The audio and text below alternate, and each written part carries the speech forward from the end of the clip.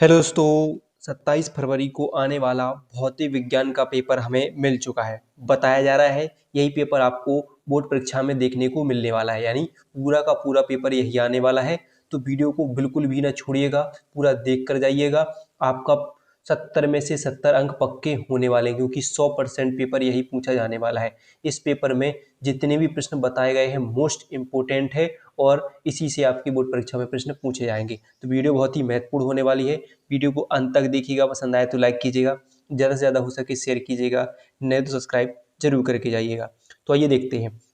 आपको यहाँ पर अनुक्रमांक भरना होगा, नाम भरना होगा, और आपका ये पेपर कोड संख्या जो 346 A है, सब सेम ऐसा ही होगा।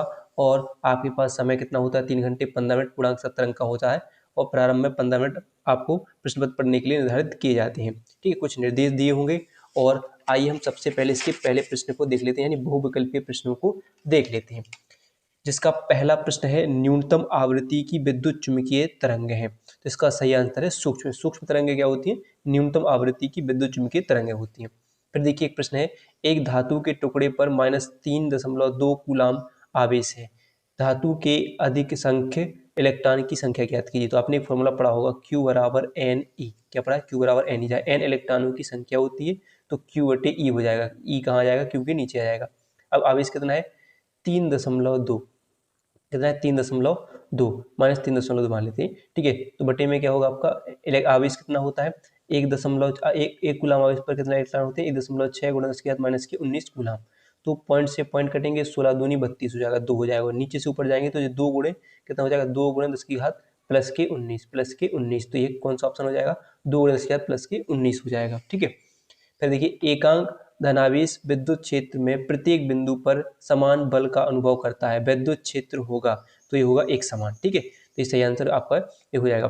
ठीक है, ये समझ में आया कि नहीं? ऐसे सवाल बन सकते हैं आपके जो क्वेश्चन बनेंगे। ठीक है, माइनस प्लस से अगर हम बोलते हैं तो यहाँ पर माइनस में भी ऑप्शन हो सकता है, माइनस भी आंसर सही हो जाता है। ठीक है, और मान लीजिए प्लस में लिखा है तो प्लस में हो जाएगा, क्योंकि प्लस प्लस जो प्लस का मतलब है इसमें इलेक्ट्रॉनों की, माइनस का मतलब होता है इलेक्ट्रॉनों की अधिकता होती है, प्लस का मतलब क्या होता है? इलेक्ट्रॉनों की कमी हुई है। ठीक है, तो फिर अगला प्रश्न क्या है, किसी चालक की प्रतिरोधकता निर्भर करती है? तो तारकीय पदार्थ पर। तारकीय पदार्थ पर हेनरी प्रति मीटर मात्रक होता है, तो वो चुंबकशीलता का होता है। ठीक है, चुंबकशीलता का होता है। फिर आते हैं आपके जो अति लघु उत्तरीय प्रश्न होते हैं, जिसमें पहला प्रश्न है, किसी विद्युत परिपथ में 1 वाट शक्ति से क्या अभिप्राय है? तो आइए देख लेते हैं क्या होता है 1 वाट शक्ति। तो क्या होती है? वाट शक्ति की एसआई इकाई है। 1 वाट अर्थात 1 सेकंड में 1 जूल कार्य करने की दर को 1 वाट शक्ति कहते हैं। फिर देखिए अगला प्रश्न है, एक एक एक एक समान चुंबकीय क्षेत्र से क्या अभिप्राय है? उपयुक्त आरेख की सहायता से समझाइए। तो देखिए, आइए देखते हैं क्या होता है। तो जिस क्षेत्र में चुंबकीय बल रेखाएं समांतर व समदूरस्थ हों तो वह एक समान चुंबकीय क्षेत्र कहलाता है। चुंबकीय परिनालिका के केंद्र पर चुंबकीय क्षेत्र एक समान होता है। जैसे देखिए यहाँ पर ये चुंबकीय क्षेत्र की जो रेखाएं एक समान रेखा है, उदाहरण के लिए धारावाही परिनालिका के केंद्र पर जो चुंबकीय क्षेत्र कैसे होता है? एक समान होता है। अगला प्रश्न देखिए, नाभिकीय रिएक्टर किस सिद्धांत पर काम करता है? तो नाभिकीय रिएक्टर नाभिकीय नाभिकीय विखंडन विखंडन पर काम करता है। नाभिकीय विखंडन पर काम करता है। फिर अगला प्रश्न है, विद्युत फ्लक्स का क्या आशय है? इसका मात्रक लिखिए। तो विद्युत फ्लक्स क्या होता है? विद्युत क्षेत्र में स्थित किसी काल्पनिक पृष्ठ से होकर गुजरने वाली विद्युत बल रेखाओं की संख्या की माप को उस पृष्ठ से बद्ध विद्युत फ्लक्स कहते हैं। इसके इसे फाई से प्रदर्शित किया जाता है। ठीक है, तो मात्रक न्यूटन मीटर स्क्वायर प्रति कूलाम होता है। ठीक है, फाई ई से इसको प्रदर्शित करते हैं, और न्यूटन मीटर स्क्वायर प्रति कूलाम इसका क्या हो जाता है? मात्रक हो जाता है। फिर देखिए अगला प्रश्न है, एक चालक पर 2.4 × 10⁻18 कूलाम धनात्मक आवेश है। बताइए कि इस चालक पर कितने इलेक्ट्रॉनों की कमी या अधिकता है? तो वही प्रश्न जो हमने बताया था, जैसे अभी हाल जो हमने कर लिया Q बराबर एन वाले से। तो क्या लिखना है? Q बराबर एन ई। ठीक है, एन निकालना है तो एन बराबर Q बटे ई हो जाएगा। आवेश कितना है चालक पर? 2.4 × 10⁻18। ठीक है, बटे में एक इलेक्ट्रॉन पर कितना आवेश होता है? 1.6 × 10⁻⁻19 होता है। ठीक है, पॉइंट से पॉइंट कट जाएगा, दो कितने 8 3 24 होगा, 8 दूनी 16 हो जाएगा। 2 से आप भाग दोगे तो 1.5 बार जाएगा, चला जाएगा नहीं? तो अब जब नीचे से ऊपर जाएंगे 10 की घात माइनस के 18 है और नीचे से ऊपर जाएंगे तो किस हो जाएंगे प्लस के 19 हो जाएंगे। तो 1.5 गुणे ये अब 18 में से 19 में से 18 जाएंगे तो प्लस के क्या बचेंगे, एक बचेगा घात, तो यानी कितना हो जाएगा 1.5, एक जीरो लगा सकते हो आप, ऐसे लिख सकते हो, ठीक है, ऐसे लिख सकते हो। तो 1.5 जीरो हो जाएगा, ठीक है, ये हो जाएगा, ठीक है। या फिर आप चाहो तो इसको यहाँ से पॉइंट हटाओगे फिर नीचे क्या बढ़ जाएगा आपका, ऐसे आप ऐसे भी कर सकते हो कि यहाँ पर पॉइंट हटाओगे नीचे बढ़ जाएगा 10, 10 से 10 कट जाएंगे तो 15 आ जाएगा आपका आंसर, ठीक है। 15 इलेक्ट्रॉन की क्या हो जाएगी इसमें धनात्मक आवेश है, तो धनात्मक आवेश है तो इलेक्ट्रॉन की कमी होगी, क्या हो जाएगी, कमी हो जाएगी, ठीक है। अगला देखिए, अगला है विभव सॉरी प्रश्न है इसमें, अगला प्रश्न है विभव प्रवणता। विभव प्रवणता की परिभाषा दीजिए। तो विभव प्रवणता की परिभाषा क्या होती है, बिंदु आवेश के कारण वैद्युत क्षेत्र की दिशा में दूरी परिवर्तन के साथ विभव परिवर्तन की दर को विभव प्रवणता कहते हैं। विभव प्रवणता बराबर विभव में परिवर्तन बटे दूरी में परिवर्तन। तो विभव में दूरी परिवर्तन के साथ विभव परिवर्तन की दर को विभव प्रवणता कहा जाता है, ठीक है। फिर देखिए अगला प्रश्न है, किसी पृष्ठ का कार्यफलन 2.5 इलेक्ट्रॉन वोल्ट है, इसके लिए दहली आवृत्ति का मान ज्ञात कीजिए। तो आइए इसको हम इसमें कर लेते हैं, ठीक है, इससे आपको समझ में भी आएगा। तो देखिए क्या है कार्यफलन, कार्यफलन उसको से लिखते हैं डब्ल्यू से लिखते हैं, कितना है 2.5 इलेक्ट्रॉन वोल्ट है। तो पहले इलेक्ट्रॉन वोल्ट से इसको वोल्ट बना लें, तो क्या करें 2.5 गुणे 1 इलेक्ट्रॉन वोल्ट बराबर होता है 1.6 गुणे 10 की घात माइनस की 19, ठीक है। तो हम क्या करेंगे पहले इसमें हम गुणा कर लेते हैं। तो जब आप इसका इसमें गुणा करोगे तो आपका 4.005 कुछ 10 की घात माइनस की 19 आ जाएगा, ऐसे आ जाएगा, ठीक है। फिर सूत्र क्या होता है, हमें निकालना है आवृत्ति यानी न्यू जीरो, तो हमें ज्ञात करना है। तो इसके लिए फॉर्मूला होता है W बराबर एच न्यू जीरो, क्योंकि न्यू जीरो निकालनी है तो न्यू नॉट, तो ऐसे न्यू बराबर W बट्टे क्या हो जाएगा एच आ जाएगा, नीचे एच प्लांक नियतांक होता है तो हमने W का मान निकाल लेते 4.005 गुणे 10 की घात माइनस की 19, ठीक है।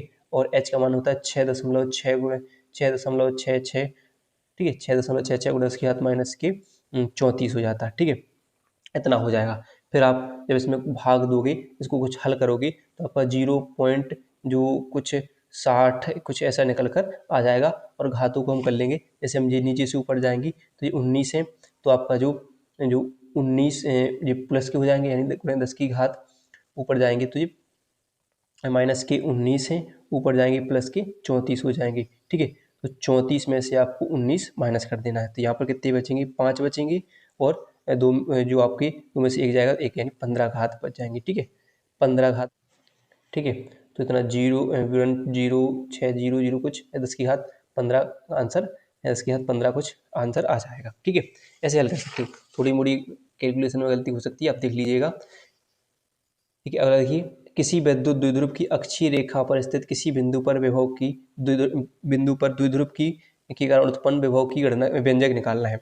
तो v बराबर 1/4 pi epsilon not into P बटे आर स्क्वायर, ठीक है, इसको एक ज्ञात करना है, ये निकालना होता है। तो अक्षीय स्थिति में इसको निकाल लेना है, इसके बाद मैं वीडियो दे दूंगा इसकी, इसी के नीचे डिस्क्रिप्शन में, इससे आप आराम से कर सकते हो।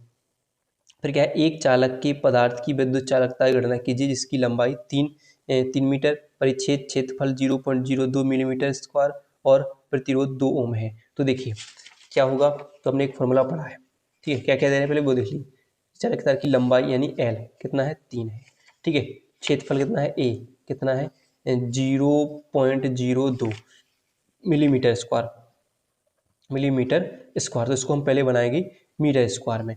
तो क्या करेंगे इसमें 10 की घात स्क्वायर का मतलब 1 मिलीमीटर में 10 की घात माइनस के 3 होते हैं, तो 2 में कितने 10 की घात माइनस के 6 हो जाएंगे, तो जाएगा मीटर स्क्वायर हो जाएगा, ठीक है। तो इसको मीटर स्क्वायर हो जाएगा। फिर देखिए प्रतिरोध R दे रहे हैं तो इतना है 2 है, ठीक है, 2 ओम है, ठीक है, ये 2 ओम हो जाएगा। फिर फॉर्मूला क्या होता है, रॉ बराबर क्या होता है, रॉ बराबर R इंटू A बटे L हो जाता है, ठीक है। तो कितना दे रहे हैं, R कितना है 2 और R इंटू ए कितना है 0.02 गुणे 10 की घात माइनस के 6 बटे L कितना है 3 है, ठीक है। हल कर लोगे जब 1.33 गुणे 10 की घात 8 निकल कर आ जाएगा, -8 निकल कर आ जाएगा, ठीक है। फिर हमें कहना है इसकी चालकता ज्ञात करनी है। चालकता बराबर क्या होता है, रॉ बराबर सिग्मा बराबर 1/ρ, विशिष्ट प्रतिरोध के व्युत्क्रम को विशिष्ट चालकता कहते हैं। तो क्या हो जाएगा 1/ρ क्या निकला है अपना 1.33 गुणे 10 की घात माइनस के 8। अब क्या करें इसको भाग करेंगे एक में तो आपका 0.75 गुणे कुछ 10 की घात माइनस के 8 निकल कर आ जाएगा। और आप चाहो तो इसमें सॉरी ये क्या हो नीचे से ऊपर जाएगा तो प्लस के 8 हो जाएंगे। इसको और करना था तो 0 आप क्या होगा यहाँ आप किसके तो यहाँ पर एक घात कम हो जाएगी तो 7.5 गुणे 10 की घात 7 भी हो सकते हैं सीमेंस प्रति मीटर। सीमेंस प्रति मीटर इसका आंसर हो जाएगा। ठीक है तो इतना हो जाएगा। फिर देखिए अगले प्रश्न की तरफ चलते हैं। अगला प्रश्न क्या है रेखीय आवेश घनत्व तथा आवेश के पृष्ठ घनत्व को से क्या तात्पर्य है। तो आइए देख लेते हैं उनकी परिभाषा हमने लिख रखी है। तो रेखीय आवेश घनत्व क्या होता है किसी चालक तार की प्रति एकांक लंबाई पर वितरित आवेश को देखा किसी चालक तार की प्रति एकांक लंबाई पर वितरित आवेश को रेखीय आवेश घनत्व कहते हैं। इसे लैम्डा से प्रदर्शित करते हैं। लैम्डा बराबर क्या होता है Q/L होता है। फिलहाल देखिए पृष्ठ आवेश घनत्व तो किसी समतल चादर की प्रति एकांक क्षेत्रफल पर प्रति पृष्ठ काट के प्रति एकांक क्षेत्रफल पर वितरित आवेश को पृष्ठ आवेश घनत्व कहते हैं। इसे हम सिग्मा से प्रदर्शित करते हैं। सिग्मा बराबर क्या होता है Q/A हो जाता है। ठीक है फिर देखिए अगला प्रश्न क्या है अववाह वेग तथा धारा घनत्व में संबंध स्थापित कीजिए। क्या होता है जैसे हम देख सकते हैं समझ सकते हैं क्या होता है धारा घनत्व अनुमान वेग। धारा घनत्व क्या होता है J बराबर क्या होता है I/A। धारा घनत्व क्या होता है J बराबर I/A धारा घनत्व का सूत्र होता है। क्योंकि हमने I बराबर पढ़ा है I बराबर NEAVD जो कि अनुगमन वेग तथा विद्युत धारा में संबंध होता है। तो हम यहाँ पर इसको लिख सकते हैं J बराबर I की जगह क्या लिखोगे हम NEAVD लिखोगे। यहाँ पर ए से ए कट जाएगा तो आपका क्या बचेगा J बराबर NEVD हो जाएगा। यही होता है धारा घनत्व वही अनुगमन वेग। VD क्या होगा अनुगमन वेग और J धारा घनत्व में संबंध हो जाता है। फिर देखिए अगला है 20 सेमी फोकस दूरी वाले दो पतले उत्तल लेंस संपर्क में रखे गए हैं।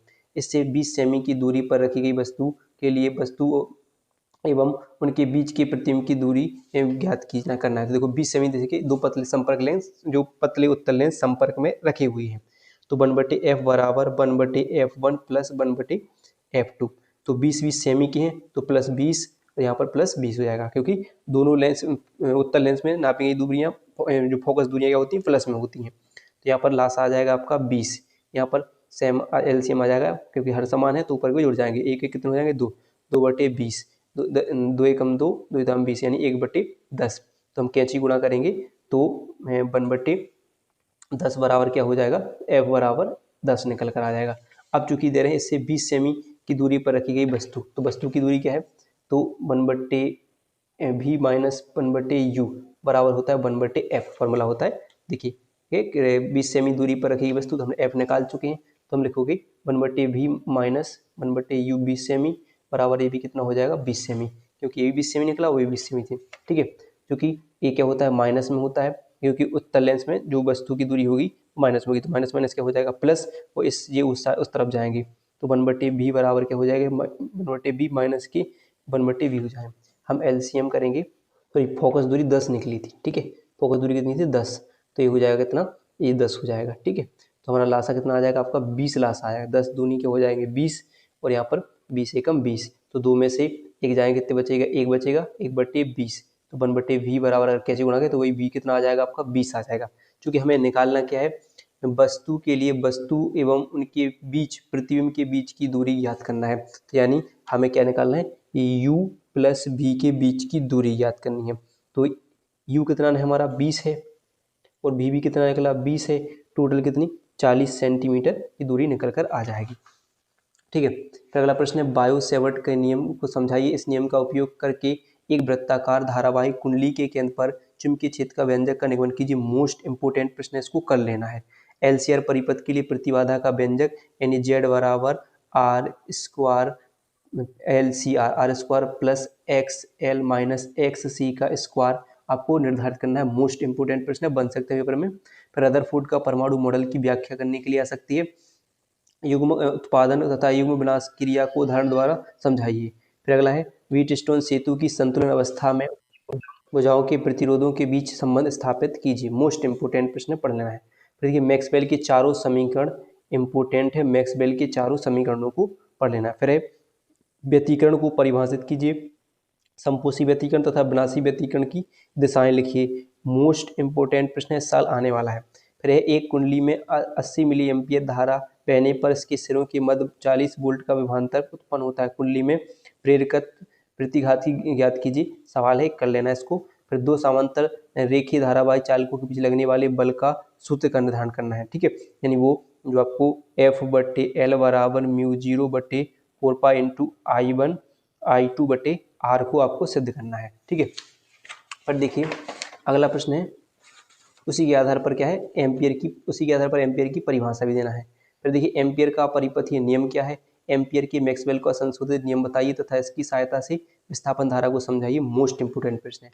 फिर अगला है, नाभिकीय विखंडन क्या है, यूरेनियम 235 का विखंडन किस प्रकार होता है, विस्तार से विवेचना कीजिए। इंपोर्टेंट प्रश्न है, जितने भी बन रहे हैं सभी प्रश्न बहुत है, इस साल आने वाले हैं पेपर में। पीएन संधि डायोड की संधि पर अक्षय परत का बनना स्पष्ट कीजिए। विभव प्रचार एवं एवलांस भंजन की व्याख्या कीजिए। फिर अगला है, एक संपर्क में रखे दो पतले लेंसों के संयोजन की फोकस दूरी का सूत्र, यानी वही 1/f बराबर 1/f1 प्लस 1/f2 को सिद्ध करके जाना है। और इस साल आने वाला है, इसकी मैं 100% गारंटी देता हूँ आपको। ठीक है, उसी के साथ एक सवाल जुड़ा हुआ, कर लेना है। फिर एक विद्युत द्विध्रुव से आप क्या समझते हैं, विद्युत द्विध्रुव के कारण किसी व्यापक बिंदु पर उत्पन्न विद्युत विभव का व्यंजक प्राप्त कीजिए, जो भी 2 नंबर में पूछा गया था। और प्रत्यावर्ती, अगला प्रश्न है प्रश्न नंबर 9, प्रत्यावर्ती परिपथ की प्रतिबाधा से क्या तात्पर्य है, इसका मात्रक लिखिए। दिए गए परिपथ में आमीटर तथा वोल्टमीटर का पाठ्यांक ज्ञात कीजिए। इंपोर्टेंट प्रश्न है। फिर देखिए अगला है, संधारित्र से आप क्या समझते हैं, एक गोलीय संधारित्र की धारिता ज्ञात कीजिए जिसके गोले की त्रिज्याएं 0.40 मीटर तथा 0.50 मीटर है। गोले के बीच भरे माध्यम का प्रावैधतांक 6 है। इंपोर्टेंट है, संधारित्र की धारिता के लिए व्यंजक है जब प्लेटों के बीच प्रावैधिक पदार्थ रखा हो। फिर देखिए ये कुछ भौतिक नियतांक दिए होंगे जिसके मान होंगे, जिससे न्यूमेरिकल लगाने में आसानी हो जाती है। तो इतने आपको करके जाना है। तो वीडियो पसंद आई हो तो वीडियो को लाइक और चैनल को सब्सक्राइब करना ना भूलें।